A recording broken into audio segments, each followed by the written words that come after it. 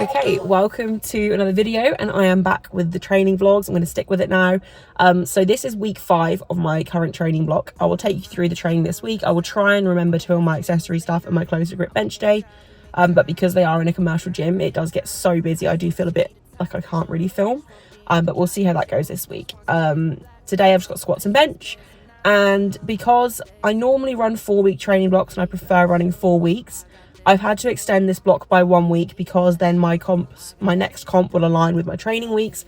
So essentially after this week, I've got 3 4-week training blocks until my next comp, and that comp is just essentially going to fall on the heaviest SBD of that third block. So that's kind of exciting. So I'll take you through the prep for that comp. I'm already like tracking my body weight and stuff. I'm kind of cutting down now already, so that I'm hopefully going to be very comfortably within the category before the comp. But I'll talk through my diet and stuff a bit more maybe in the next video. And I'll include more information about that sort of stuff in my next few training vlogs as well. So today I will just take you through my squat and bench day, and then we'll see what the rest of the week has in store.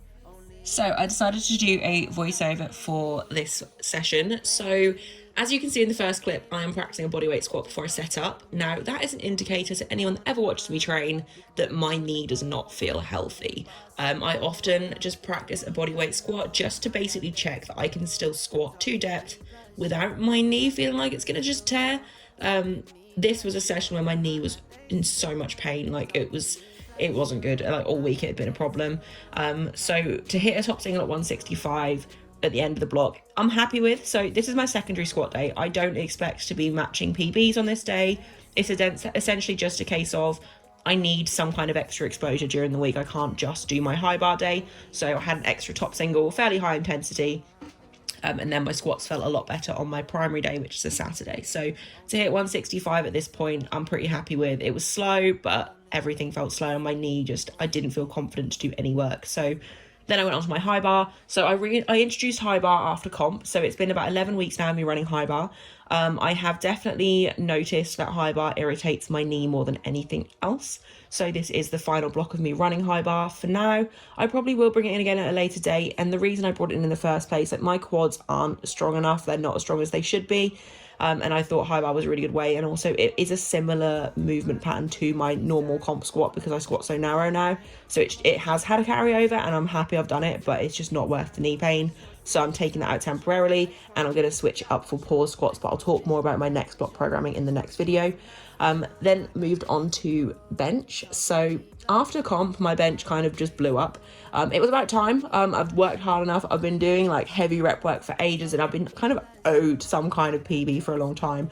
But I haven't never expected it to blow up like it did. So my first 4-week block after comp, I benched 110. Bearing in mind at comp, I hit 105 and failed 107. And as you can see here, I've hit 110 again. And 110 has basically just become like a regular end of block single for me. Like it's become comfortable. I don't really get nervous for it, and I can hit it with a decent pause now. So that's really cool for me. That's really exciting. And bench feels really good at the moment. Then I went on to my back offs, and normally sets of 5 at 100 shouldn't feel too bad. But because I did extend this block by a week, it didn't feel great. Like I didn't feel fresh. Everything felt a little bit sluggish. My body felt just a bit tired. So as you can see, I didn't actually make it to my 5th rep. I got stuck halfway up and had to just bail, but I'm not upset about it. Like it's not a problem. I just dropped the weight to 97.5, did my last 3 sets of 5, and just got it done. Like it's an extra week of the block. It doesn't need to be perfect. I'm still happy. Bench is going so well, and failing 1 rep on bench is not the end of the world. Like obviously it's better not to, but there's no point beating yourself up about it.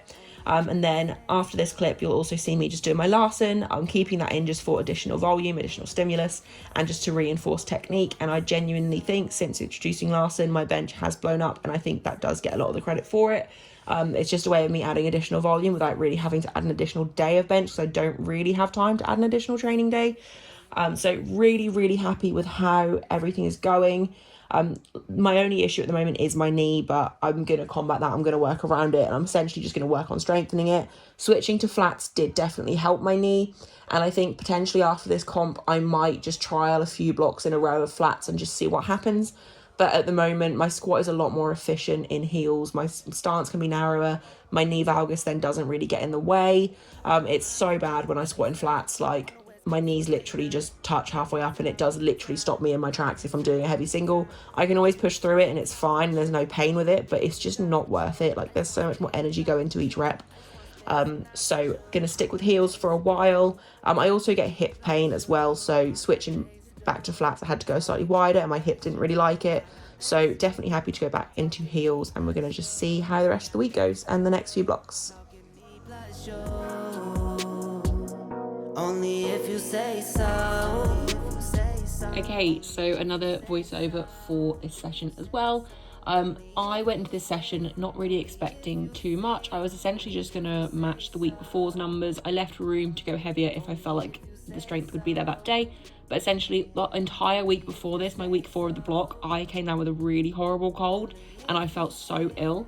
So I just thought I'd start with a 145 last warm-up, and then I could jump to either 155 and match last week's top triple, or if things felt good, I could do a 160 top triple, which would be a PB, and also was my goal for the end of next block. So my 145 last warm-up felt incredible. My knee pain was pretty much non-existent this day, so I decided to just go ahead and load the 160. Like, I felt really good. I slept really well the night before. I felt really rested, and I trained actually earlier than normal, which definitely felt better than when I trained later in the day. So I'm going to try and stick to that more on Saturdays from now on. But yeah, so I loaded up this 160 top triple. The first rep felt great. It felt really light on my back during the unrack. Everything felt really good. My brace felt a lot more solid. And I mean, the set took me quite a while to do, and the last 2 reps were incredibly slow. Like, this last one was so slow, but I felt confident the entire set. Like, I didn't feel like I was really grinding. I felt comfortable. It all felt in control. And I am a slow squatter, and this session really just reminded me that if I have the right mindset and my body is healthy, I can do whatever I want to do. Like, I can just trust my body. And that's exactly what I did. And so I was so happy to get the 160 triple, then dropped down and did my sets of 8 as back offs. Felt really comfortable, really easy, kept my rest breaks nice and short. My back offs are a lot lighter this block. I'm going to keep that for the next few blocks going forward, just again because my knee has been playing up. I'm essentially just going to pull back a little bit, and like, less is more. I'm a true believer of less is more, and if I can get away with doing less on my back offs, then why wouldn't I? So I'm just going to trial that for the next few blocks, going a little bit lighter than what I normally would. This is definitely like sub-max work, but I mean, back offs aren't supposed to be crazy heavy, so I'm not upset about that at all. So overall squats went really, really well. The fact that I was ill the week before seems to have had no impact. Like, I felt really good for this session.